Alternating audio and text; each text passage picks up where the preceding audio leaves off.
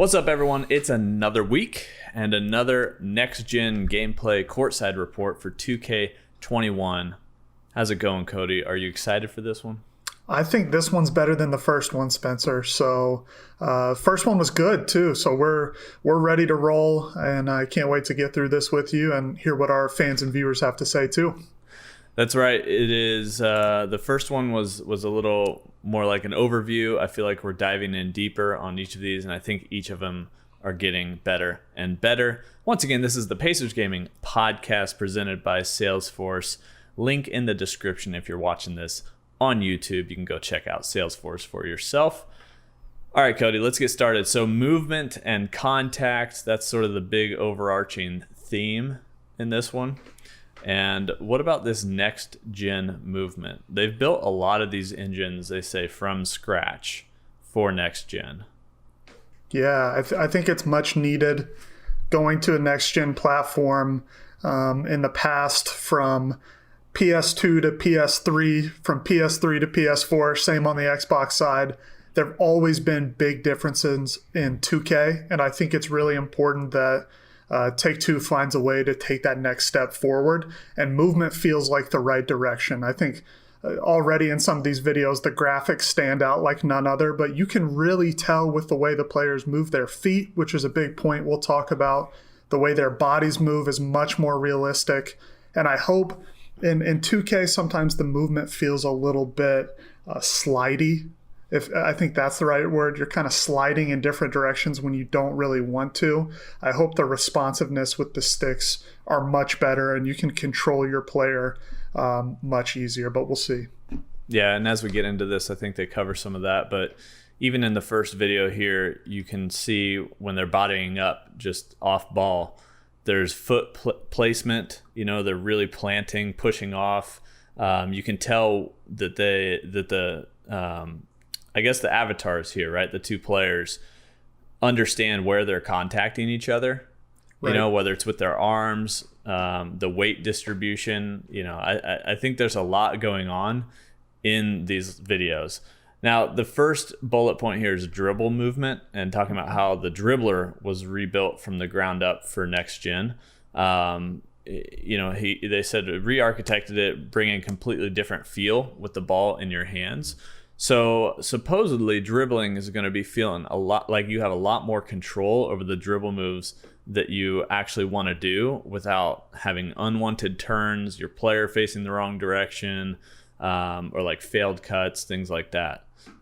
He literally says, and this is Mike Wang, I think, again, on this blog post, says it just works. Right.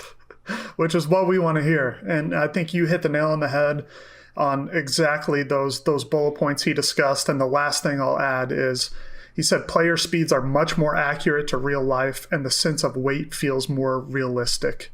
So I think there's been a big discrepancy between what we want to see in terms of bigs and guards and how they should move in 2K. And a lot of times the bigs are faster than the guards and they're 7'3", and it just hasn't made sense in the past. The sense of like weight and feeling like you're a big body down low, or feeling like you're a skinny or built guard flying down the wing hasn't felt very realistic. So I'm optimistic that these changes will really improve the game. And there's a section we'll get to in here, I think, with haptic feedback and the PS5 controller, and Love like that. how, you know, are you going to actually be able to physically feel some of these differences as well as digitally feel them within the game and see them within the animations. We'll see. We'll get into that. But as far as, and we'll bring back this video that we were just talking about, guarding off ball. So talking about defense and off ball, I'm going to go through a couple of these bullets here. Unique contextual motion assets for various situations. So transition stops, leaking out, a space around the perimeter. So basically bringing more awareness to the look of the players on the floor and what they're doing based on what's happening situationally in the moment. So everything's just not going to be cookie cutter, same animation. There's going to be a different animation for different situations, which I think will bring a lot more life to the actual gameplay itself and watching it, even in the moments that are sort of the boring, let's just get back on defense type of moments. Right. Improved pathing, they call it, cuts and stops, makes defenders feel more grounded, fixing a lot of the sliding like you talked about. Overall improvement to motion stability and response. So smoothing out twitchiness, and the players can more accurately follow what you're doing on the sticks. That's it right there, right? That's what we've been asking for. Remove the sliding, remove the twitchiness. If I move my stick one direction and have the right button combination, let me do whatever I'm trying to do and remove the glitchiness of the game. So yeah, this sounds great so far. And like you already discussed, they updated the player size detection logic, which basically means bigs move like bigs, guards move like guards, and there's animations to support that. And then the last thing here is left stick taps allow you to play or place quick steps, making subtle movements in your positioning. So I know Mike gets into this a little bit more, but he says you can really feel this, and it really feels like you have a lot more control over foot placement. Yeah, I think in 5-on-5, the left stick taps will be huge because a lot of times those micro movements will determine whether or not you're in the perfect spot to intercept a pass on the defensive side, or if your foot is in the perfect spot to have Hall of Fame range extender to shoot from the hash. So right now, sometimes it feels like you're sliding too far or maybe not enough. So if you can really be precise with your movement on the sticks, I think that's outstanding. And talking about sliding and foot planting, this next section here in this video, what do you see here, man? Like, as far as sliding, planting the foot? Yeah, I think this is huge. And we sort of talked about this in our last video, I think, with being able to do, a step back to align yourself behind the 3-point line to shoot. Happens all the time in basketball nowadays. The first thing he talks about is sliding in basketball is no good. So at least he understands that that's an issue. The engineers rewrote the code. That's great. Let's see. They can make micro adjustments, so players can make those micro adjustments for proper footwork. So hard cuts, accelerating, stopping on a dime, even just standing and making subtle movements in place. So again, like we always talk about on this channel, Spencer, if we can get this game closer to real life, less arcadey, more skill gap, I think that's what everybody wants. And I think, the improvement in hardware and software with the next gen is going to really take us to the next level. Yeah, I'm sure the devs were licking their chops when they finally were able to get the PS5, Series X dev kits and get started on this kind of stuff. Implement the things that they've always known that they needed and wanted, but they were limited by the actual hardware. For sure. The other little bullet here that I think is interesting, when you talk about micro adjustments, players can now take procedural steps, which for those that don't kind of understand what that means, in real life, you can make little tiny movements with your feet. You do it all the time when you're trying to adjust your positioning. In a video game, you're kind of limited, but the procedural nature of that allows your player to actually make steps that make sense for the position that they're in, that aren't necessarily baked into a certain animation or anything like that. So they can literally take a step because they're facing a certain direction, and that step makes sense in real life, and it's going to make sense in the game too. He calls this one of the most striking, I think, visual improvements. So I'll be really curious to see how players move and cut and adjust their feet on the floor. And what you said just makes me think of FIFA. So I've been playing a lot of FIFA since it released in the last couple of weeks.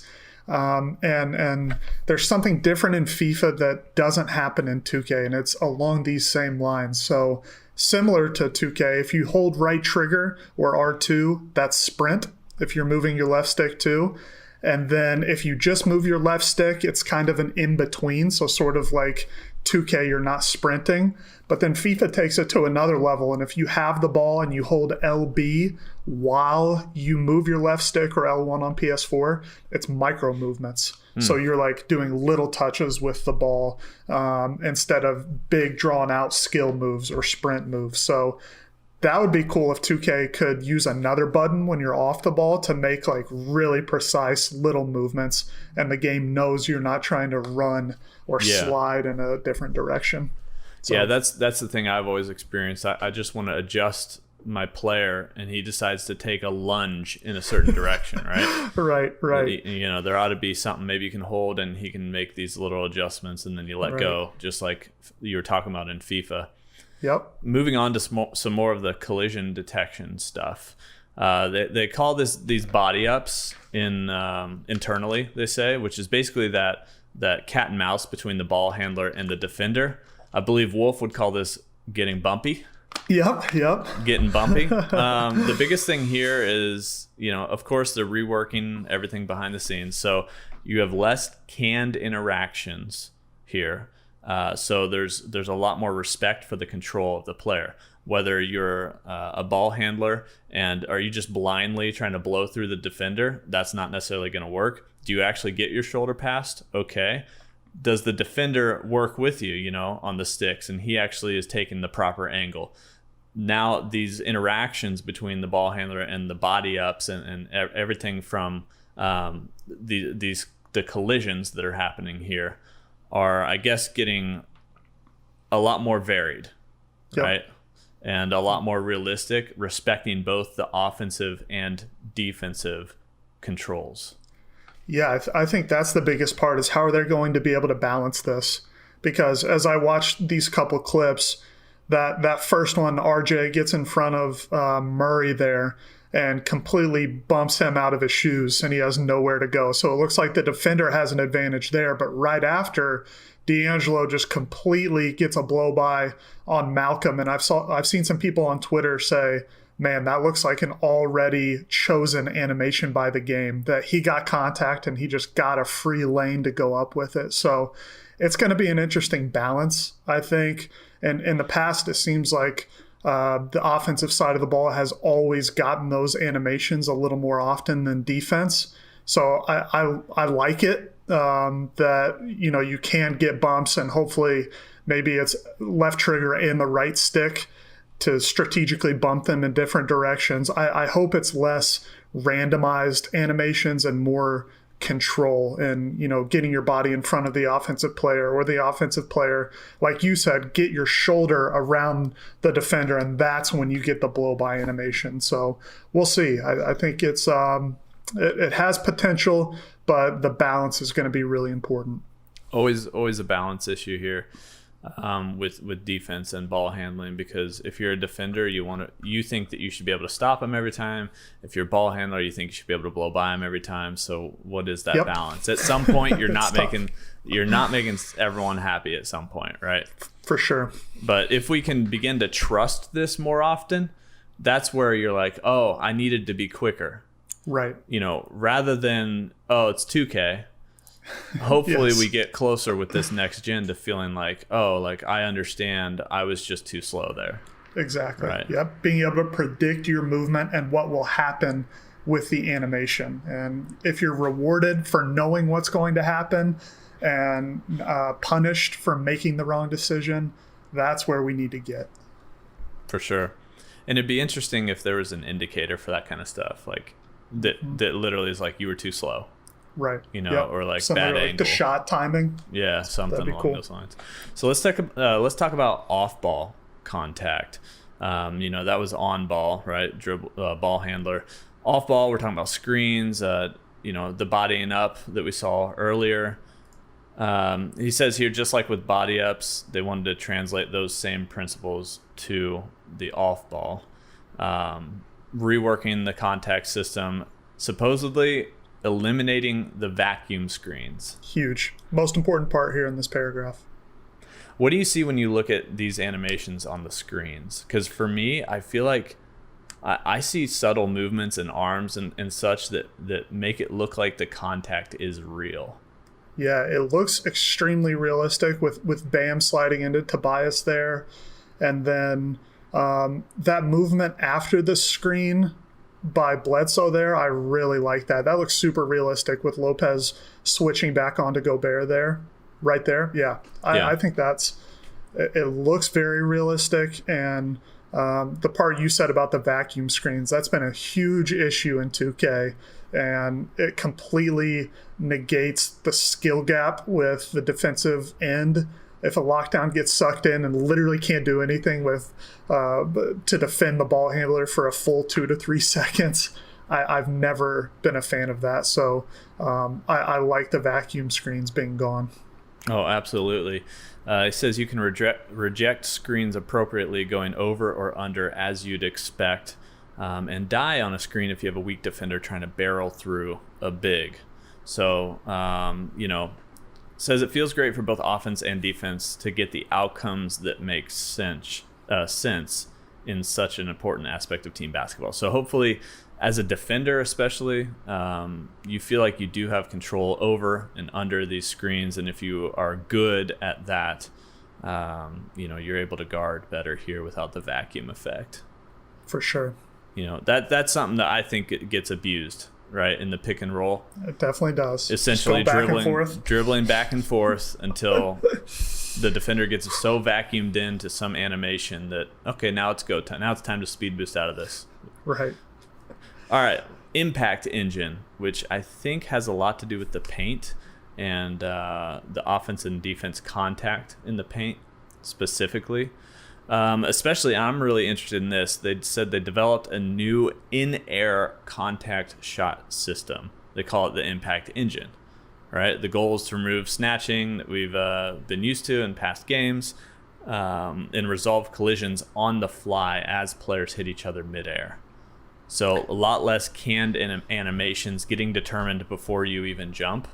Right. To, okay, you're jumping, he's jumping, what's going to happen in midair? There's some sort of collision.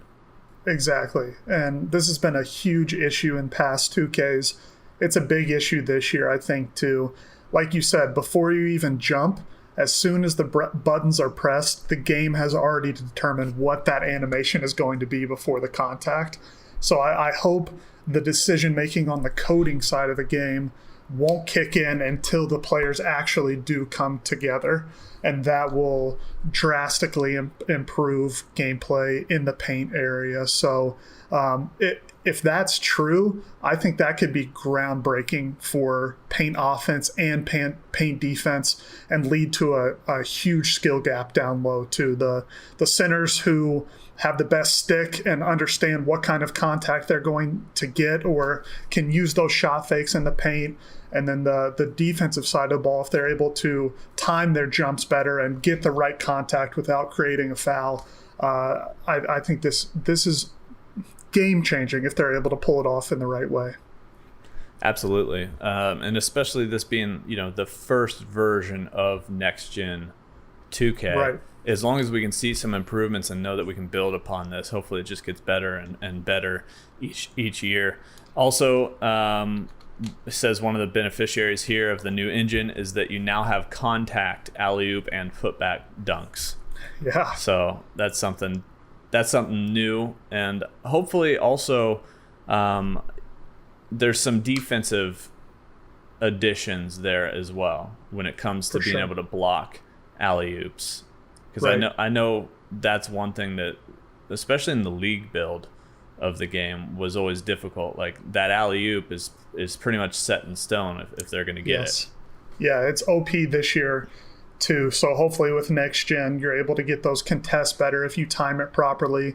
And if you get up there and you actually contest at the rim, they won't make those alley-oops, or they're tougher to catch, because right now it's pretty much automatic. But man, I just got to give a shout out to those graphics. That animation right there, catching the oop, that is unbelievable. I mean, if you show me that and I glanced at it, I would think it's real life. It's that good. Yeah, there's a couple moments with this stuff that I look back at it and go, wait a sec. Oh no, that's the game. Yep. All right. Another upgrade with the charges and blocking fouls, similar engine effects, I believe. So they also have crash layups for situations where the shooter's barreling into the defense, but maybe it's not a block or a charge. But instead, essentially, you're basically going to have animations here that are teaching you, you got to respect the paint defense at times. If you can't get around them, maybe it's better to shoot that floater or shoot that pull-up jumper. Right, which again, in real life basketball, the floater, the pull up have become very important shots to have in your repertoire. So I love the thinking of having to utilize those to be successful, because I want to say teardropper and floaters, maybe 2K 17, 18, if I'm not mistaken, were good.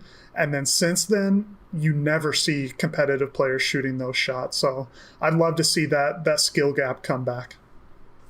Definitely. And, for those PC players out there, a lot less W keying. Right? Seriously, yes. All right, we mentioned this earlier, some of the haptic feedback additions here for the PS5 specific players and controller. Basically using some of these adaptive triggers to convey energy and fatigue while you're sprinting, and the resistance when you're backing down weaker opponents and all that kind of stuff. What do you think about this general idea? Because I'm sure this is something that people will kind of probably turn on and off. Right. Competitive players may not want to have it unless there is an advantage to having it. Plus, if you're on Xbox, I'm not sure if the controllers, I'm not as aware if the controllers have any of this. But this, same. I mean, the bullet point here says PS5, so it's specific to PS5. So let's not worry about the particulars of this edition, but let's think about what that means in general. What do you think about controllers having this kind of feedback system? Yeah, I absolutely love the idea of it. I think if utilized properly, it could, I don't know if revolutionize is the right word, but I think it could change how we play console video games.